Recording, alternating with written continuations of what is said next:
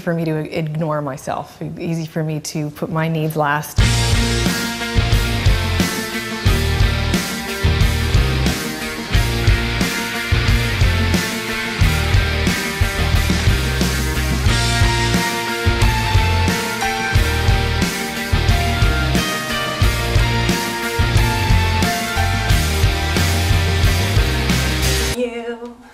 You who smiled when you're in pain, you who soldiered through the profane, you who smiled when you're in pain, you who soldiered through. In 1995, Alanis Morissette recorded her blockbuster debut Jagged Little Pill in all its angst-ridden and navel-gazing glory.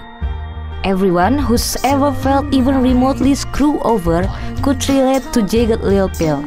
This Canadian-American singer, songwriter, record producer, and actress has won 16 Juno Awards, 7 Grammy Awards, and sold more than 60 million albums worldwide.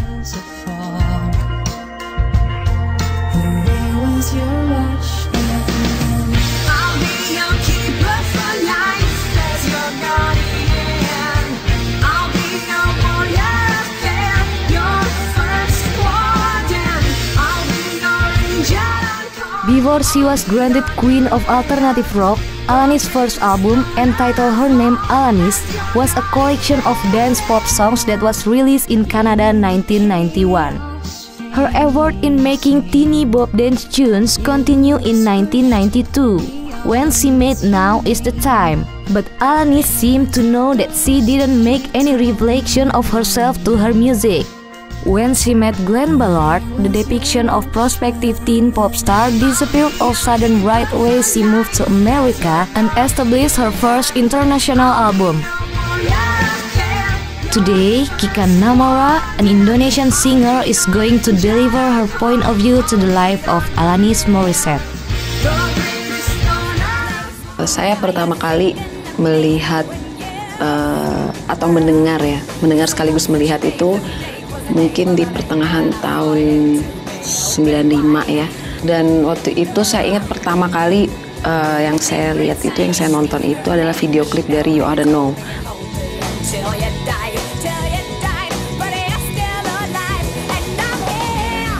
Video klipnya simple banget, warna-warnanya juga simple, tapi memang dari pertama kali dengar lagu itu langsung tersentuh oleh kemarahan yang berhasil diluapkan lewat audio gitu saat itu. Di hari dimana saya lihat video klip itu pun, saya langsung memperhatikan dan, wah, siapa cewek ini?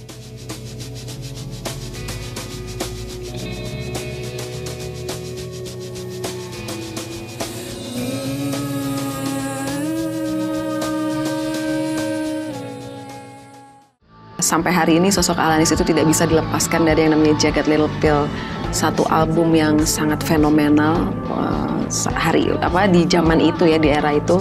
Tidak hanya karena album itu dipenuhi oleh hits-hits single yang kemudian merajai chart internasional sampai ke seluruh belahan dunia gitu, tapi juga bahwa Alanis muncul saat itu secara dia menjadi anomali gitu. Tiba-tiba dia jadi satu sosok yang beda sendiri. Dia bukan bentuknya bukan sebuah band, tapi dia adalah seorang penyanyi solo. Kemudian memang yang aku lihat waktu itu sih, dia memang sangat mengedepankan atau sangat mempertontonkan kemarahannya, angstnya itu gitu yang dia punya, dan itu tertuang hampir di semua lagu yang ada di dalam album Jagged Little Pill.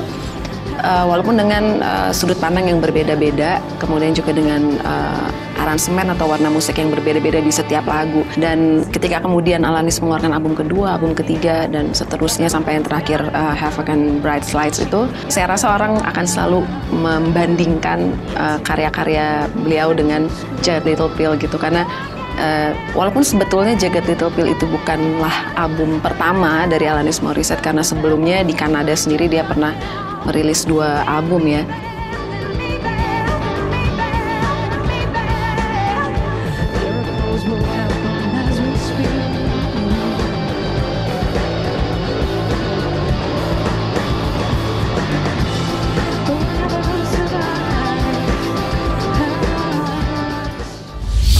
saja tidak bisa menilai musikalitas seorang Alanis itu hanya dari album itu, walaupun album itu menjadi sangat penting di perjalanan karir dia. Tapi bahwa kemudian dia bertransformasi dan juga semua proses yang berjalan dari album Jagged Little Pill sampai Havoc dan Bright Lights ini, kita bisa ngelihat di situ dinamika seorang Alanis Morissette gitu, lengkap dengan semua sebetulnya dilema-dilema yang sebenarnya dia hadapi sendiri secara pribadi gitu. Jadi aku tetap melihat sampai hari ini seorang Alanis adalah sosok perempuan yang menjadi simbol kekuatan atau bahwa seorang perempuan itu boleh kok marah gitu. Nah, saya lebih melihat musik dia ke arah sana.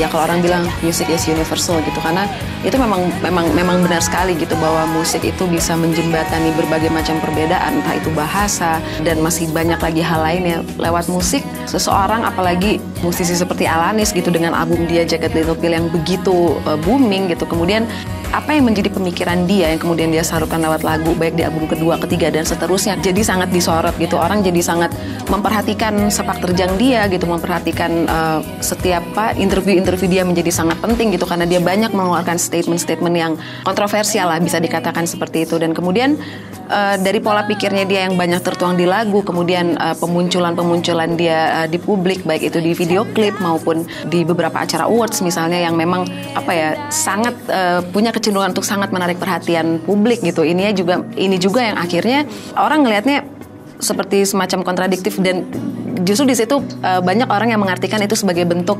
kelabilan seorang Alanis Morissette gitu. Tapi kalau aku jujur, aku melihatnya lebih kepada Alanis ini, kalau menurut aku ya, dia punya satu sisi rebellious yang besar gitu. Jadi dia tidak mau begitu aja semata-mata tunduk pada norma-norma yang ada misalnya gitu. Dia selalu mempertanyakan, dan ini sebetulnya sudah terlihat dari lagu-lagu dia di album pertama gitu. Karena di album Jagged Little Pill itu walaupun mayoritas berbicara tentang cinta ya, tapi banyak sekali di dalam album itu lagu-lagu yang sebetulnya sedikit banyak mulai menguak kehidupan Alanis dari kecilnya seperti apa. Karena kebetulan dia dibesarkan di sebuah keluarga penganut Katolik Roma yang taat gitu.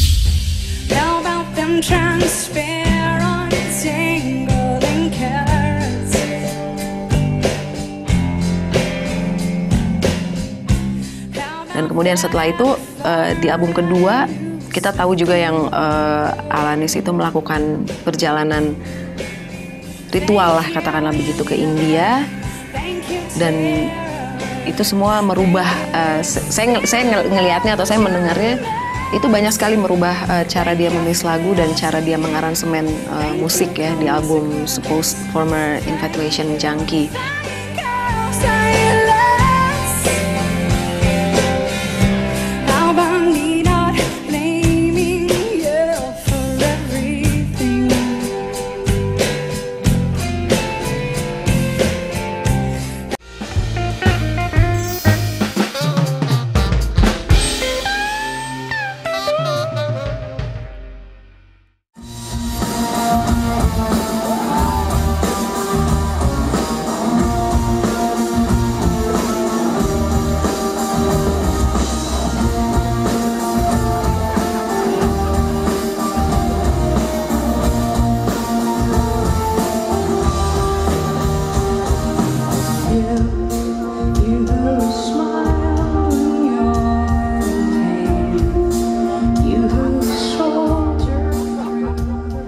Alanis Morissette. Check out this sneak preview of my soundcheck performance.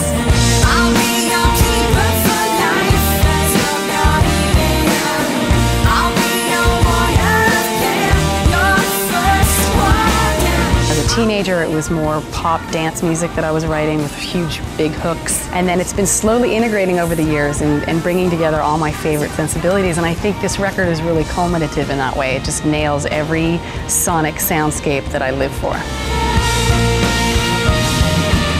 To check out my performance anytime you want, visit walmart.com/soundcheck.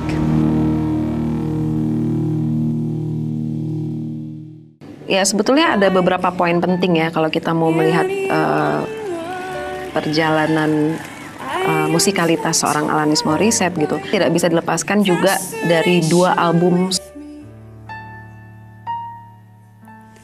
Like any hot-blooded woman, I have simply wanted an object to crave. Sebelum Jagged Little Pill, di mana mungkin saat itu Alanis hanya mendapatkan popularitas di Kanada sebagai tanah kelahirannya. 2 album pertama itu yang saya tahu, album pertama Alanis yang berjudul Alanis itu disco, itu nuansanya disco. Kemudian di album kedua dia lebih banyak ke lagu-lagu ballad. Kemudian setelah akhirnya dengan album Jagged Little Pill, Alanis mulai mendapatkan perhatian internasional gitu. Tentunya itu sebuah perpindahan yang cukup ekstrim ya, sehingga kemudian di situ kita bisa melihat juga bahwa seorang Alanis yang sangat marah gitu di album Jagged Little Pill. Kemudian setelah album itu dirilis, sepertinya dia mengalami mungkin sedikit pergesekan batin gitu ya, sehingga kemudian akhirnya dia memilih untuk pergi ke India.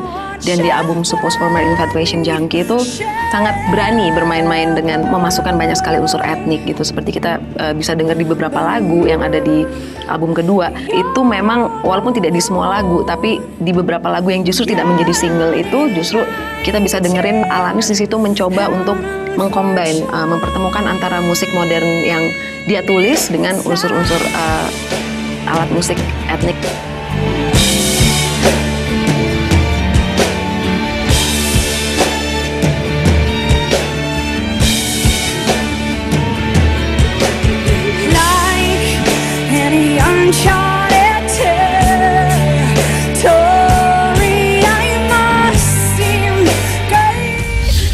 Kemudian album kedua ternyata tidak se-booming album pertama gitu, sehingga kemudian saat Alanis membuat album Under Rock Sweat dengan hit single waktu itu kalau nggak salah Hands Clean ya, itu saya ngelihatnya Alanis mencoba kembali ke formula album Jagged Little Pill gitu, karena Hands Clean sendiri walaupun secara kalau saya menilai musiknya sangat simple gitu, sangat mudah dicerna dan tipikal lagu yang pertama kali kita dengar kita bisa langsung suka, tapi sebetulnya ada satu cerita dalam yang tersimpan di lagu itu gitu, terutama di bagian chorusnya gitu, karena ternyata yang saya tahu juga lagu itu menceritakan tentang pengalaman Alanis yang mendapatkan pelecehan ya dari orang terdekatnya gitu, dari pamannya sendiri yang kemudian dia tulis di dalam lirik Hands Clean itu. Jadi itu pun agak kontradiktif, karena kalau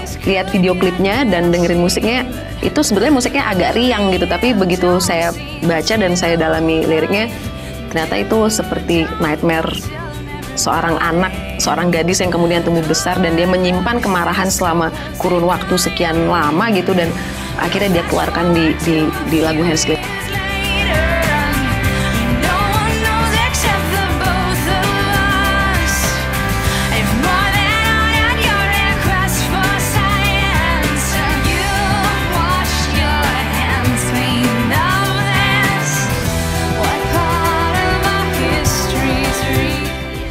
Kemudian dilanjutkan dengan album keempat, Flavor of Entanglement ya kalau nggak salah. Itu saya melihat bahwa Alanis mulai menanggalkan sisi-sisi dia yang emosinya bergejolak, yang marah gitu, angsnya tuh mulai terkikis sedikit-sedikit walaupun masih ada gitu, karena saya rasa itu tidak akan pernah hilang dari karya-karyanya Alanis gitu, baik dari cara dia menuliskan lirik maupun dari notasi-notasi yang dia buat, termasuk juga bagaimana cara dia mengcombine atau mengaransemen instrumen-instrumen musik yang ada di dalam musiknya dia gitu. Di sini perlu dicatat juga bahwa Alanis adalah salah seorang performer yang cukup luar biasa di atas panggung. Kalau kita melihat perjalanan musikalitas seorang Alanis dari album pertama sampai album dia yang terakhir, di tahun 2012 ini tidak bisa dipisahkan juga dari banyaknya Alanis terlibat dalam proyek-proyek teater gitu. Kemudian Alanis juga banyak berkolaborasi dengan beberapa penyanyi ya, termasuk diantaranya Tori Amos. Kemudian dia sempat tur juga sama Bare Naked Ladies. Terakhir yang saya tahu dia berkolaborasi dengan Tom Morello dari Rage Against atau Audioslave gitu. Nah, saya rasa keberanian Alanis atau keterbukaan dia menerima berbagai macam jenis musik gitu ke dalam dirinya, saya rasa itu juga pasti mempengaruhi cara dia menulis lagu gitu. Karena untuk seorang Alanis Morissette yang pernah punya album Jagged Little Pill, tentunya tidak mudah untuk dia berani atau bisa membuka diri dan mencoba untuk berkolaborasi dengan penyanyi lain. Bahkan yang saya pernah tahu, dia pernah nyanyi bareng dengan Avril Lavigne gitu, yang sama-sama dari Kanada, tapi tentunya beda generasinya jauh sekali ya. Saya rasa itu adalah hal-hal yang kemudian mempengaruhi kedewasaan seorang Alanis Morissette untuk memproduce lagu-lagu dia berikutnya. Dan sampai di tahun 2012 ini dia merilis Havoc and Bright Lights itu.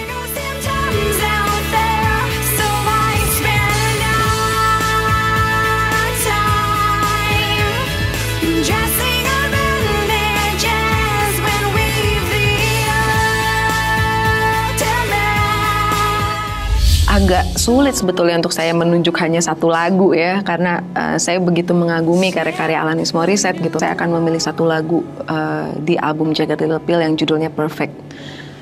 Kenapa saya memilih lagu itu? Karena lagu ini secara pribadi punya makna yang sangat dalam untuk saya gitu.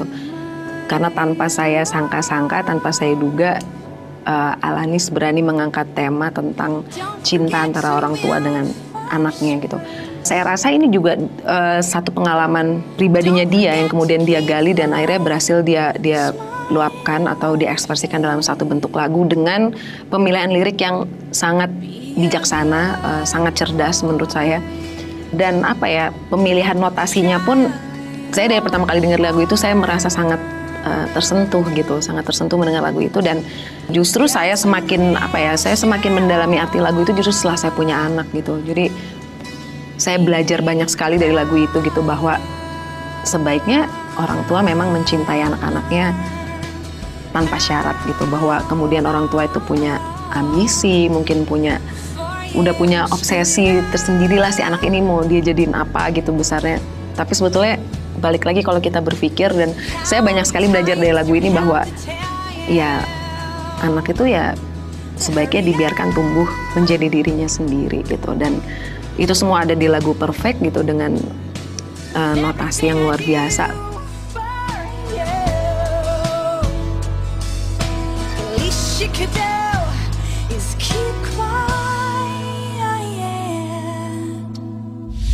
Dan memang di sini balik lagi kesuksesan Jagged Little Pill itulah yang menancapkan image Alanis sebagai seorang rocker yang saat itu sangat lantang menyuarakan girl power gitu ya. Jadi banyak sekali menginspirasi perempuan-perempuan muda saat itu, termasuk saya, tidak hanya dalam hal bermain musik tapi juga dalam kehidupan sehari-hari. Ketika kemudian Alanis menjadi lebih dewasa karena kemudian dia menikah dan kemudian dia punya anak, kalau saya pribadi melihatnya, ya saya menerimanya dengan terbuka gitu. Kalau saya, walaupun kadang-kadang ada juga perasaan yang kangennya lihat Alanis seperti yang dulu lagi gitu, bagaimana dia di panggung dan dengan baju atau kostum yang terserah dia, dengan semua attitude dia yang benar-benar terserah dia di atas panggung gitu. Rindu juga lihat Alanis yang seperti itu gitu. Tapi dalam hal ini saya, terutama saya pribadi sebagai orang yang cukup mengikuti perjalanan karir bermusik Alanis Morissette, saya rasa perubahan-perubahan itu memang harus terjadi ya, karena seorang musisi itu sebaiknya tidak stagnan gitu, bahwa kemudian dia banyak mendapatkan influence dari lingkungan sekitarnya, baik itu dari cara dia menuliskan lagu atau cara dia bertingkah laku misalnya di kehidupan dia sehari-hari. Saya rasa itu memang satu proses yang tidak bisa dihindari. Bahkan saya masih melihat sebetulnya sampai hari ini pun Alanis tuh masih punya sisi-sisi pemberontakan itu gitu. Dia beberapa kali diketahui juga tampil sembarangan di panggung-panggung awards gitu. Dan kita nggak bisa lupa juga Alanis adalah seorang pemenang 7 Grammy Awards dan 16 Juno gitu. Dan itu kan sebetulnya prestasi yang nggak sembarang orang bisa dapat gitu.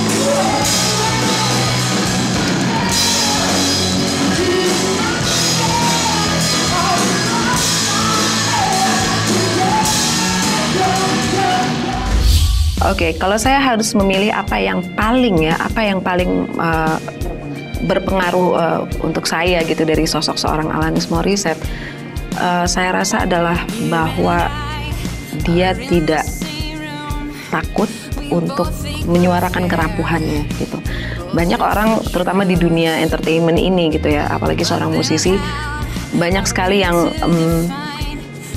maju atau istilahnya naik ke publik itu sudah dengan topeng gitu. Nah, saya rasa dia adalah satu di antara sekian banyak musisi yang tidak melakukan itu gitu. Dia cukup tidak peduli bahwa orang mengetahui sisi kerapuhannya dia. Dia cukup tidak peduli yang orang tahu ini anak kenapa sih kayaknya kok dia ini memendam satu kemarahan apa sih. Nah, hal-hal inilah yang sangat berpengaruh pada saya saat saya menuliskan lirik lagu gitu.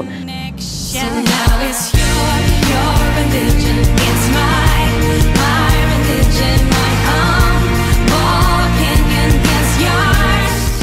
Alanis adalah salah satu penyanyi yang dia tahu bagaimana caranya bernyanyi dengan dinamika. Dalam arti begini, di dalam satu album tentunya akan membosankan kalau kita dengar 12 track atau 10 track dengan cara bernyanyi yang sama gitu ya. Walaupun misalnya temanya berbeda-beda gitu. Nah, saya rasa hampir di ke-5 album Alanis gitu ya, saya rasa dinamika ini bisa sangat didengarkan. Bagaimana, sebagai contoh paling simpel, gimana bedanya Alanis menyanyikan You Oughta Know dengan dia nyanyiin Mary Jane misalnya. Atau bagaimana dia di dalam satu lagu seperti Ironic gitu, dimana di bagian chorus dia bisa sangat meledak-ledak, tapi di bagian verse-nya dia bisa husky voice dan dia melakukan penekanan-penekanan di beberapa lirik yang akhirnya benar-benar membangun satu cerita di dalam lagu Ironic ini yang membuat orang benar-benar terbawa dan benar-benar mikir, iya ya benar ya, hidup tuh kayak gitu ya gitu. Nah, hal-hal kayak gini yang menjadikan dia salah satu musisi wanita paling berkarakter.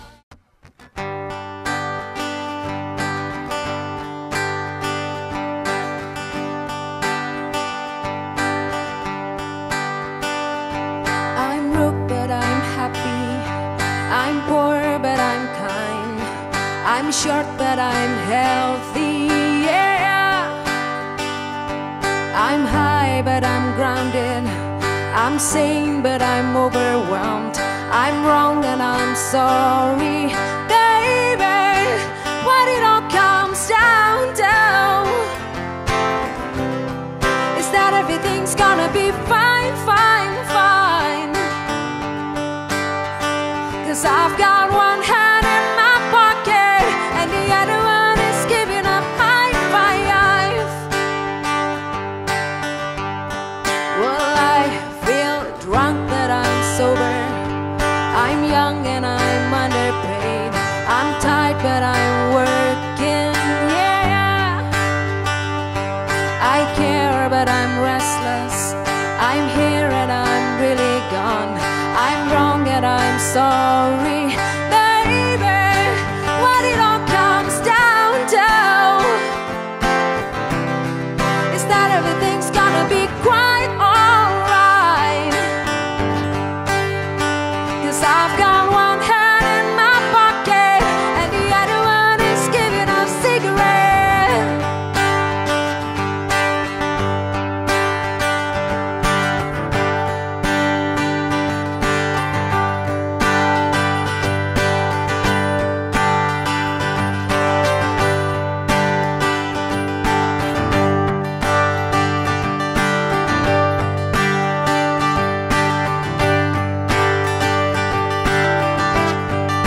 What it all comes down to, yeah, yeah, is that no one ever really figured out just there. Yeah, yeah, whoa. 'Cause I've got one hand in my pocket and the other one is giving a peace sign.